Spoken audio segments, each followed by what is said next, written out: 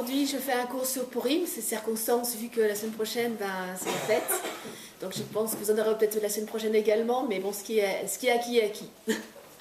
Donc on fait un cours sur Purim et sur une phrase de Purim qui dit que les Juifs reconnurent et acceptèrent. C'est vraiment tout à la fin, on parle des Batadat Evenim, enfin de tous les dons et tous les mitzvot de Purim, et on parle notamment de ce qu'ils acceptèrent, ce qu'ils avaient déjà accepté. Et de quoi parle-t-on? Vous savez un petit peu? Qu'est-ce qu'ils avaient déjà accepté? La Torah.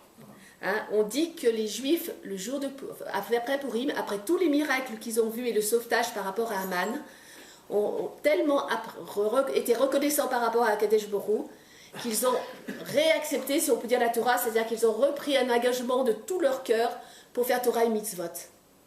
Et ce n'est pas quelque chose d'anodin, parce qu'à l'époque, quand on a eu le don de la Torah, on dit que c'est comme s'ils l'avaient accepté de force. Vous connaissez le Midrash, que Dieu il a mis déraciné le Sinaï, qu'il l'a mis au-dessus d'eux, et dit ou vous acceptez et c'est bien, ou vous refusez de faire Torah et mitzvot, alors ce monde je l'écraserai sur vous et ce sera votre tombe, et le monde reviendra au néant. Et donc on ne peut pas dire vraiment qu'ils avaient le choix. Concrètement, c'est simplement un Midrash, qui veut dire quelque chose de beaucoup plus profond. C'est que concrètement, devant tous les miracles qu'ils ont eus, devant le fait que Dieu leur a parlé directement, ils n'avaient aucune possibilité réelle de refuser. C'est pas qu'en vérité on les a réellement menacés, mais imaginez que Dieu se dévoile dans toute son ampleur, est-ce que vraiment on peut dire « Ah ben non, je veux pas ». Donc c'est sûr qu'ils ont accepté, mais au fond, ils n'avaient pas d'autre choix que d'accepter, c'était une évidence qu'ils acceptaient. Et donc quelque part, c'est comme si on leur avait forcé la main. Donc depuis ce temps, il restait un doute si vraiment la Torah avait été donnée de force ou de bon gré, et quelque chose qui était donné de force n'est pas valable. Donc il restait toujours un doute que quand on faisait Torah et mitzvot, est-ce que si on ne le faisait pas, on faisait une avéra ou pas, une faute ou pas, puisque ça avait quelque chose qui avait été donné avec beaucoup d'insistance. Et quand les Juifs ont réaccepté de tout leur cœur, avec joie, avec bonne volonté, la Torah à Purim, alors ça a été complètement terminé, la Torah a été complètement acquise au peuple juif, et c'était vraiment la perfection du don de la Torah. Donc le don de la Torah se termine finalement à Purim, où il atteint toute cette perfection, et tout le sujet de Purim, la profondeur du sujet de Purim, c'est d'accepter la Torah profondément, c'est la perfection du don de la Torah. Alors comment est-ce que ça s'exprime? Puisque c'est, a priori, on n'en parle pas tant, on dit que quand quelqu'un est forcé de faire quelque chose, il va faire le strict minimum. Il va faire juste de quoi se rendre quitte. Par contre, quand quelqu'un fait les choses avec joie, avec bonheur, avec plaisir, il va rajouter, il va faire des choses à la perfection, et pas se contenter du strict minimum. Et ça, on le voit dans les mitzvot de Purim. La Megillah. La Megillah, vous savez que c'est un livre qui a été rajouté. C'est un des rares livres qui a été rajouté pour faire un des 22 livres de la Torah. Et ça fait partie de la Torah écrite. Et c'est quelque chose qui n'a pas du tout été évident. Au départ, quand Esther a demandé que la Megillah fasse partie des livres de la Torah, les sages ont refusé. Pourquoi ils ont refusé? Parce que tout simplement, il y avait une loi qui disait que la mention de la destruction d'Amalek, c'est-à-dire de Haman, devait être précisée que 3 fois dans la Torah. Or, c'était précisé 2 fois dans Shemot, dans Béchalach, dans Devarim, dans Kititse, la paracha Kititse, et également dans le livre de Shmuel. Donc il y avait déjà 3 mentions de la destruction d'Amalek, et donc une 4e fois, ce n'était pas possible. Et puis finalement, dans Béchalach, ils ont trouvé un petit passouk qui disait que ce qui était écrit, c'est-à-dire la destruction d'Amalek, ça devait être un souvenir dans le livre. Et les Rachamim ont compris que les écrits, c'était ce qui est écrit dans Shemot et Devarim, c'est-à-dire qu'il y avait le statut d'écrit, le souvenir, c'était Shmuel, et dans le livre, c'était la Megillah d'Esther. Et donc, ils ont compris qu'ils avaient fait une erreur en pensant que les 2 endroits dans la Torah, c'était 2 endroits, mais ça ne pouvait prendre qu'un seul statut d'un seul endroit, avec le statut d'écrit, parce que eux, dans leur tête, ce n'était pas écrit avec la même Ruach HaKodesh.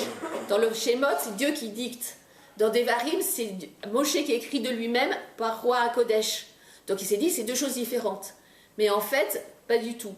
C'est écrit de toute façon dans le Pentateuch, et dans ce statut-là, c'est le statut d'écrit, peu importe le niveau de dévoilement divin que ça correspond. Et donc là, on peut faire donc le souvenir, c'est Shmuel, et on peut rendre la Megillah un écrit de la Torah. Hein, donc ça fait c'est devenu un écrit, la Torah, un des livres de la Torah. Et donc en tant que tel, ça ne sera pas du tout annulé quand Mashiach arrivera. Hein, donc ce n'était pas quelque chose d'évident. Donc on voit qu'il y a un ajout d'un livre entier, hein, par grâce à la Megillah. Et deuxièmement, chose qui n'existe pas dans les autres lectures de la Torah, on lit non seulement le jour, mais également la nuit, la Megillah. Hein, ce qui est le seul cas où on le voit. Donc un ajout par rapport à Dieu et par rapport à l'homme. Dans les deux autres mitzvot de Purim, celle qui est d'envoyer des cadeaux à ses amis, vous savez qu'on doit envoyer chacun un cadeau à un ami, composé de 2 mets différents, avec 2 brarotes différentes qui sont directement consommables. Hein, bien sûr, on peut multiplier, mais on est quitte avec un seul ami. Et on voit que c'est la mitzvah d'Avat Israël. Mais dans ce cas, il y a un ajout. C'est quoi l'ajout? C'est qu'on doit aller chercher l'ami. Hein, on n'attend pas simplement qu'il vienne à nous et être gentil avec lui, mais on va vraiment le chercher. Et deuxième chose, on lui donne des bleds directement consommables, quelque chose qui peut profiter tout de suite. Donc un ajout par rapport à notre ami. Et dans le don aux pauvres, vous savez qu'on doit donner de l'argent à 2 pauvres. Hein, on doit également faire la mitzvah de tzedaka, mais là encore une fois, on a l'obligation d'aller chercher le pauvre. On n'a pas à simplement dire, s'il arrive, je lui donne de l'argent. Non, on doit chercher ces 2 pauvres. Et si vraiment on ne les trouve pas, alors on peut éventuellement mettre dans une coupa qui est destinée à être donnée le jour même de Purim. Donc on voit que dans ces 3 mitzvot, il y a un ajout qui montre justement ce plaisir, ce désir de faire les mitzvot, et donc cette réacceptation de la Torah. Maintenant, on va aller un tout petit peu plus loin, et on va lire ce que dit Rambam sur la Megillah. Le Rambam sur la Megillah, il dit qu'il vaut mieux multiplier le don aux pauvres plutôt que multiplier son festin, faire un gros festin, ou plutôt qu'en multiplier le nombre de cadeaux qu'on fait à ses amis. Pourquoi? Parce que celui qui n'y a de vraie joie que si on réjouit les affligés, c'est-à-dire le pauvre, la veuve, l'orphelin et le converti. Et c'est que là où on a une vraie joie. Et pourquoi est-ce qu'on a cette vraie joie? Parce qu'on est semblable à la Shrina, à la présence divine. Donc cette phrase de Rambam montre tout de suite que le vrai but de toutes les mitzvot de Purim, c'est la joie. Hein? Première joie, c'est la joie du festin, bien sûr, qui est vraiment la joie de la mitzvah, qui est quelque chose de la mitzvah du jour. La deuxième chose, c'est la mitzvah d'envoyer à ses amis. Et là, c'est pas simplement Avat Israël, mais c'est s'occuper que son ami ait suffisamment pour avoir son festin. Hein, donc ça fait partie finalement de la joie du festin, d'être sûr que son ami aura son festin. Et on raconte le cas de 2 Rachamim qui étaient très très pauvres. Et qu'est-ce qu'ils faisaient? Ils s'échangeaient mutuellement leur repas. C'est-à-dire chacun donnait son repas à l'autre pour faire la mitzvah. Hein, donc on voit que l'essence de cette mitzvah, c'est d'être sûr que son ami a de quoi faire le festin et donc de se réjouir. Pareil pour le pauvre. De base, le pauvre c'est tzedaka, mais ce n'est pas la vraie raison de la tzedaka, puisqu'il cite non seulement le pauvre, mais aussi la veuve, l'orphelin et le converti. C'est-à-dire tous les gens qui sont affligés dans le domaine de la joie. Hein, c'est parce qu'on peut être une veuve et être très riche, on peut être un orphelin et être très riche. Donc on voit que ce qu'on veut, c'est tout celui qui a de la peine, on va aller le chercher, on va aller le réjouir à Purim, pour que lui aussi fasse partie de cette joie, de ce festin, et de lui donner de quoi faire son festin. Donc on voit que si on retourne des 3 fêtes, il y a le premier niveau qu'on a vu tout à l'heure, mais il y a un niveau beaucoup plus haut que toutes ces mitzvot, comme également lire la Torah, faire un nissim, également l'interdiction de faire un espède, l'interdiction de jeûner. Toutes ces mitzvot de Purim sont dans un seul but, augmenter la joie, parce que cette joie, elle va exprimer la valeur profonde de justement Purim, qui est de réaccepter la Torah dans la joie. N'oubliez pas que c'est vraiment le Ikar, le sujet principal de Purim, et toute cette joie, c'est justement dans ce but de réaccepter dans la joie Torah et Mitzvot. Alors vous savez qu'il y a une joie très particulière à Purim, et le Rambam dit qu'un homme, pour se réjouir, il devra boire au point de tomber ivre, boire au point de s'endormir. Et qu'il ne doit pas avoir peur, la phrase exacte c'est, tandis que je vous le dise, il faut manger et boire du vin jusqu'à s'enivrer et s'endormir du fait de son ivresse, au point de ne pas faire la différence entre maudit Aman et béni Mordechai. Et ça c'est quelque chose de très très étonnant, parce que dans toutes les autres fêtes, on considère que l'ivresse est de la débauche. à l'époque dans le temple, à l'époque du temple, il y avait carrément des policiers qui surveillaient que les gens ne tombent pas dans l'ivresse. Donc c'était quelque chose qui était considéré comme très négatif. Et à Pourim, allez-y, buvez, régalez-vous, il n'y a pas de souci. Et au contraire, on dit qu'il ne peut rien avoir de négatif qui sort de cette ivresse. Alors comment comprendre cette ivresse? Est-ce que vous avez des idées? Vous avez déjà entendu des petites choses dessus ou des... Hein? Oui, il y a un peu de ça, c'est vrai. Parce que quand on dit ivresse, c'est vrai qu'à un certain niveau, c'est vraiment boire concrètement, mais on peut complètement se rendre quitte en restant ivre de paroles de Torah. Hein, donc il n'y a pas que le côté ivresse, mais on peut également se rendre quitte par justement, avant les Chachamim, quand ils étaient dans des festins, à l'époque du Talmud, ils avaient tendance à beaucoup boire. Et pourquoi est-ce qu'ils buvaient beaucoup? Parce que justement, quand le vin rentre, le secret sort, et ça leur permettait d'être très bessimra et de sortir des secrets de la Torah qu'ils n'auraient peut-être pas sortis autrement. Et pour atteindre ces secrets de la Torah, ils buvaient. N'empêche que l'ivresse est interdite, parce que c'est une grande joie d'avoir des divrei Torah qui sortent du profond. Le problème, c'est que si on fait des divrei Torah trop profonds, l'âme, bon, c'est à un certain niveau, hein, c'est peut-être pas notre niveau à nous, l'âme peut tellement se réjouir de ces paroles qu'elle peut carrément déconnecter de ce monde et s'envoler. Hein, on raconte justement l'histoire de Chachamim comme ça qui ont passé Pourim ensemble, et là, elle dit des paroles tellement hautes que l'âme de l'autre s'est carrément envolée, de plaisir et de joie et d'attachement à Hachem. Et puis le lendemain, comme c'était quelqu'un quand même qui était très très haut, il l'a ressuscité, pas de souci. Hein, je ne sais pas si vous connaissez cette histoire, mais bon, on ne se fait pas ressusciter tous les jours. Donc c'est pour ça que l'ivresse est interdite, parce que l'ivresse spirituelle est interdite si elle entraîne l'homme à déconnecter de ce monde. Hein, c'est la relation entre... Concrètement, pourquoi à Pourim, on a le droit justement de boire à l'excès? Hein, et on peut faire le versant spirituel qu'on verra juste après. On a le droit de boire à l'excès parce qu'on veut sortir de notre kélim. N'oubliez pas qu'on est en temps du don de la Torah. Au moment du don de la Torah, si vous vous rappelez, quand Akadosh Baruch Hu a fait les 10 commandements, à chaque parole, les neshamot des Juifs partaient. Et il y avait des anges qui venaient et qui ramenaient ces neshamot dans les corps avec de la rosée de la résurrection des morts. Ils ne pouvaient pas supporter un tel dévoilement et ils mouraient à chaque parole. Au bout de 3 paroles, 2 paroles, ils ont dit stop, je crois que c'est juste 2 paroles, ils ont dit à Moshe, je t'en prie, on n'en peut plus de mourir, de ressusciter, donc c'est toi qui vas écouter ce que dit Akadosh Baruch Hu et tu nous le transmettras. Hein, donc les 2 premières paroles ont été directement transmises à Akadosh Baruch Hu, aux Juifs, c'est la mitzvah de la Emouna, et toutes les autres mitzvot ont été transmises par l'intermédiaire de Moshe. Donc on voit que leur corps n'a pas supporté ce dévoilement intense de Kedusha. Alors qu'est-ce qui peut supporter un dévoilement intense de quelque chose qui est illimité, comme le don de la Torah de nouveau à Pourim? C'est uniquement quelque chose qui est sans limite. Quelque chose de limité, il va exploser. C'est ce qui s'est passé au moment de Matan Torah. Donc pour ôter cette question de limite, il faut que la personne, elle s'efface complètement, qu'elle perde ses repères, sa notion de personnalité, sa notion de matérialité. Et c'est ce que donne l'ivresse. Quand l'homme il est libre, il se sent complètement comme un kéli complètement ouvert, et il n'a plus de limite, il n'a plus la sensation de ses sens, il n'a plus la sensation de sa matérialité, et là il atteint un niveau très proche de la prophétie, et donc il peut recevoir justement ce grand dévoilement. Alors c'est sûr qu'il ne va pas le voir, le sentir, et peut-être qu'il ressentira quelque chose dans cette grande joie, mais c'est sûr que sa neshama elle le reçoit, et que tout ce dévoilement qu'il aura pris, il le verra dans le monde futur. Hein, comme beaucoup de choses où on a des développements tellement hauts que c'est pas qu'on les reçoit pas, mais que notre âme là-haut elle le ressent, mais que nous-mêmes, bon, des fois on ressent quelque chose de très positif, mais pas à ce point ce dévoilement qui serait complètement impossible. D'accord?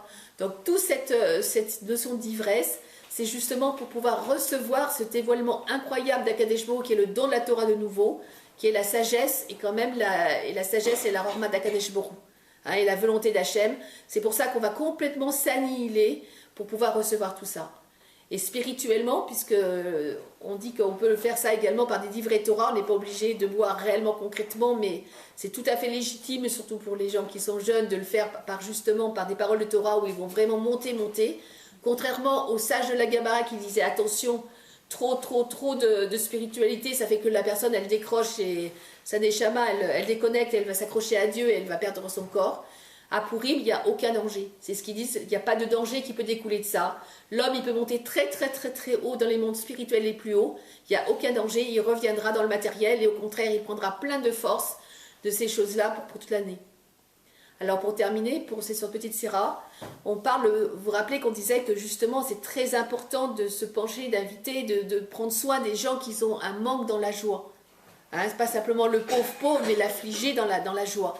Puisque la joie de Pourim, c'est vraiment la mitzvah du jour. On dit comment c'est possible qu'on te dise qu'il faut tout faire passer devant, ton festin, tes relations amicales, et tout pour ces pauvres. On dit qu'en vérité, ça c'est un niveau qui n'est pas humain. L'homme, de manière générale, il se fait d'abord passer lui, sa joie à lui, et puis ensuite, il va pas se penser à l'autre. Hein, d'abord, je prends, après, je donne. D'accord? Ça, c'est la nature humaine. Quand l'homme, il est capable de passer au-dessus de ça, c'est-à-dire de penser à l'autre avant lui-même, ça, c'est un niveau très haut, qui est le niveau de la Shrina, de la présence divine, c'est le niveau de Dieu. Et ça, comment est-ce qu'on va le faire? C'est que quand on aura ce dévoilement très haut qui existe pendant Pourim, alors à ce moment-là, on a un dévoilement de notre Neshama. Et vous savez que l'âme d'un juif, l'essence de l'âme d'un juif, pas toute l'âme, mais juste l'essence de l'âme d'un juif, on dit c'est une partie de Dieu vraiment. C'est quelque chose de divin. Et si on réveille ce petit côté divin qu'on a en nous, alors on est capable de faire passer le bonheur de l'autre avant notre propre bonheur, de réjouir d'abord le pauvre et l'affligé avant notre propre joie. Et c'est comme ça qu'on pourra atteindre une vraie joie, la vraie joie de Pourim qui doit être complète.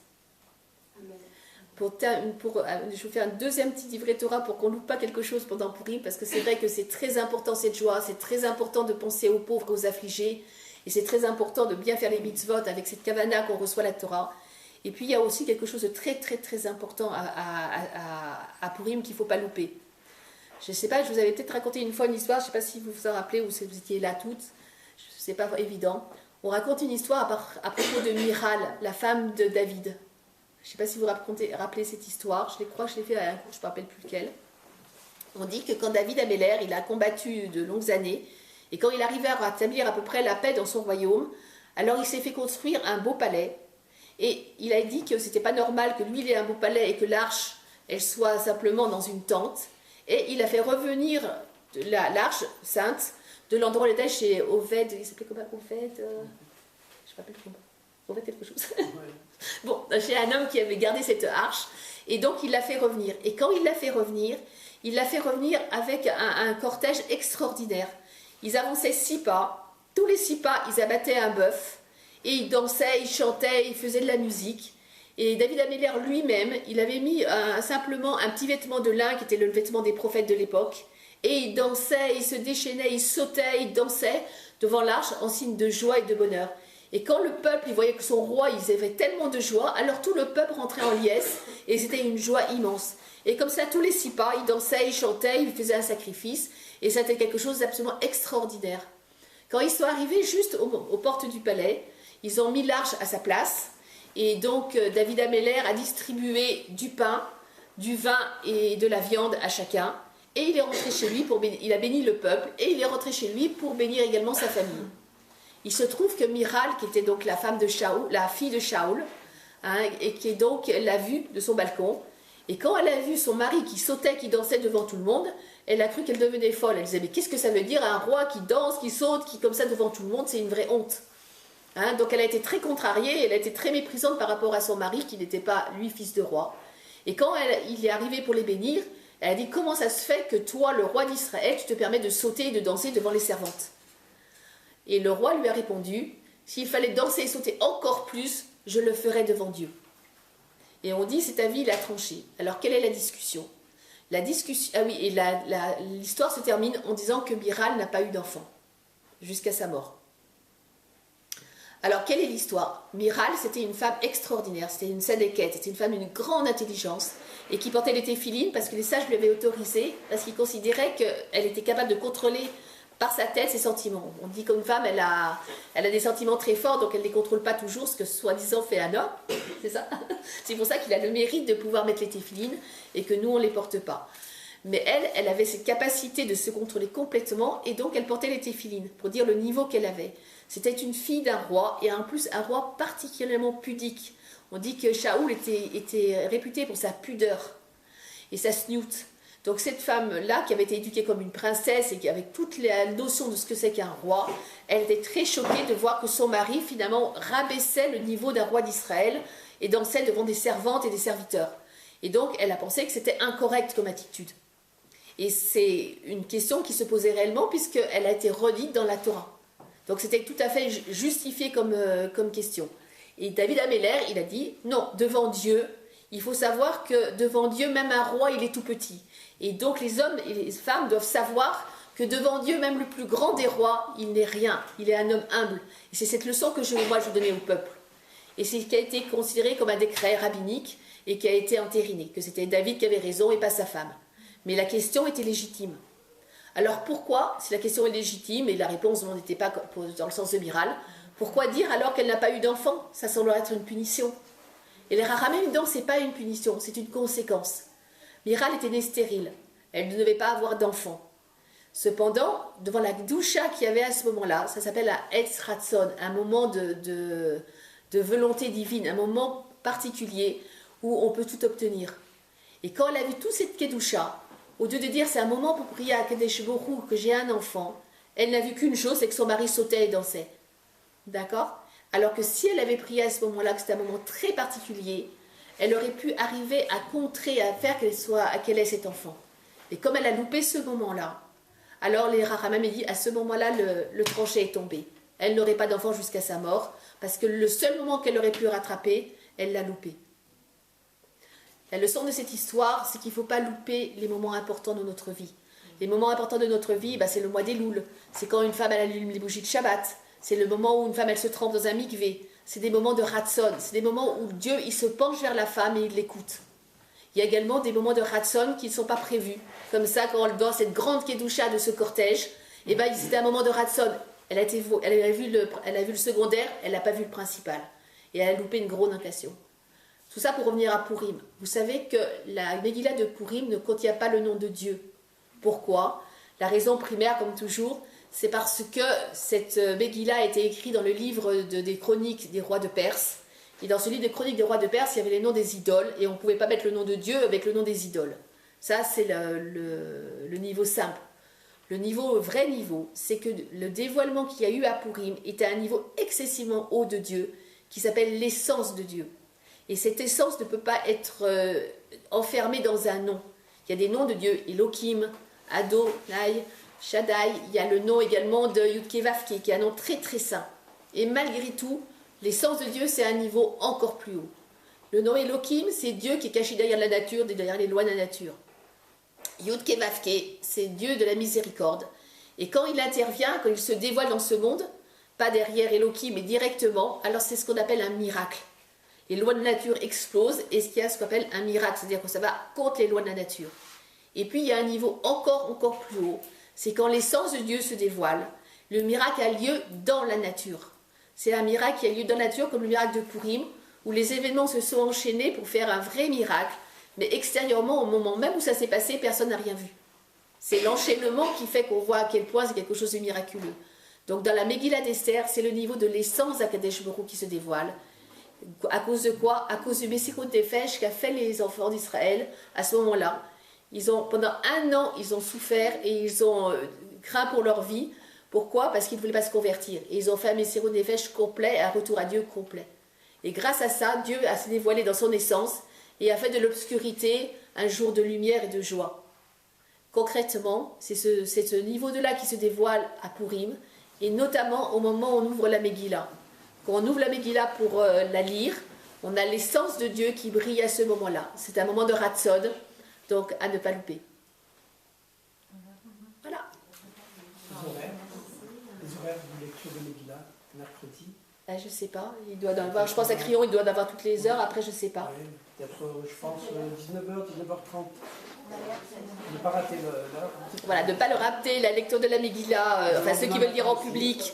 On a rappelé les mitzvot aussi, les 4 mitzvot. Alors les mitzvot, donc on les a déjà vus. Lecture de la Megillah le soir et le matin, pendant toute la journée. Deuxièmement, le festin qui peut avoir lieu dès midi.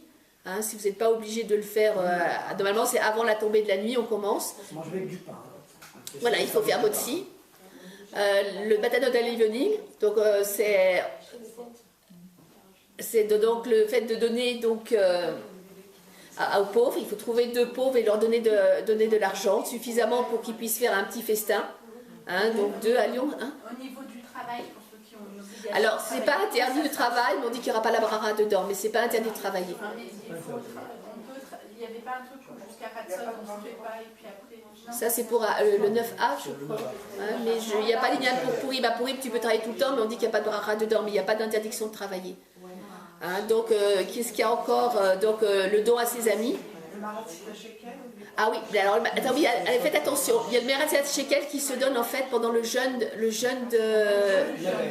Donc, mercredi, c'est un jour de jeûne qui est que la journée. Hein, donc, il faut donner le Meratsiat Shekel, c'est-à-dire 3 pièces de 50 centimes. Hein, puisque c'est la mesure là, et en principe le mari le donne à la choule pour toute sa famille. Hein, donc les 3. Il y a ce qu'on appelle Beratia Shekel, le rachat. Donc si tu veux, tu donnes 3 pièces de 50 centimes par membre de ta famille, et c'est ton mari qui le donne à la choule. Aussi quelque chose de très. La veille de Pourim. Ça c'est pas mercredi. Mais on peut le mettre dans la tzedaka sinon? Non, il faut le donner à la choule. Je crois que c'est à la choule, là tu demandes à Daniel. Je crois qu'on peut le mettre à l'extrême, on peut le mettre dans la tzedaka, je crois. Hein. Mais on peut le mettre même le jour de Pourim, mais c'est mieux de le mettre la veille. Une chose très très importante, c'est une mitzvah positive de rappeler la destruction d'Amalek, qu'on doit détruire Amalek.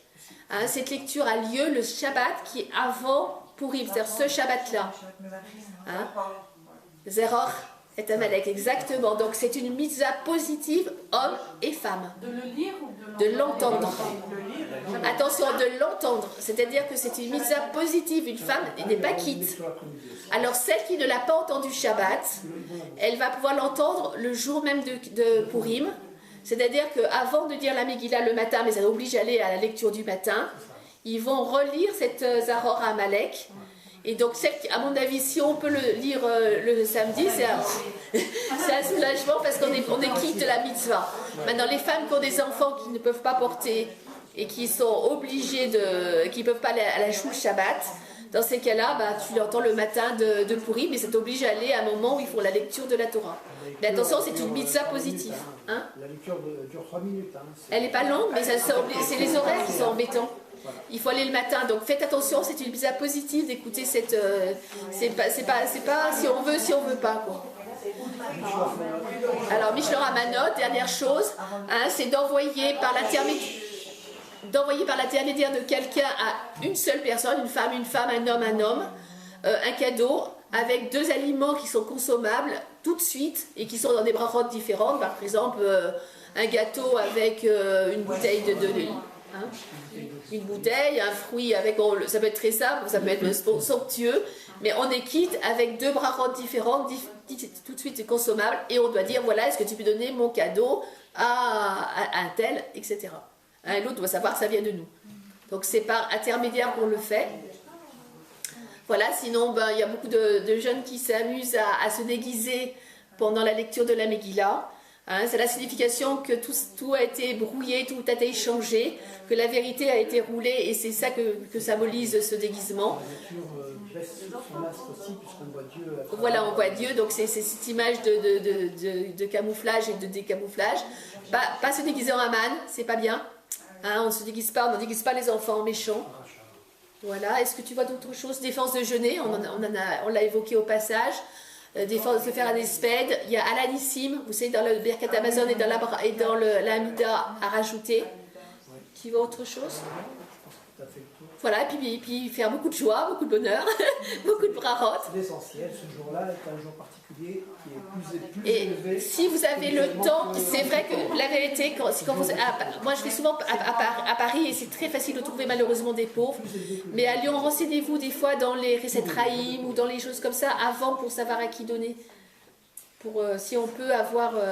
Et si vous faites un métier personnel. Si on donne, mais la façon donne directement, il faut donner directement. Ouais, parce que de toute façon à Lyon, ils ne donnent pas les noms. Ils ne donnent pas les noms pour aller voir les choses. Moi j'ai 2 pauvres, si vous voulez. J'ai 2 personnes qui sont vraiment pauvres. Et dites, juste une question. Pourquoi, quand on dit qu'il faut réjouir la veuve, l'orphelin, et les personnes. Quoi l'article? Quelqu'un qui est converti, il n'a quand même pas de famille.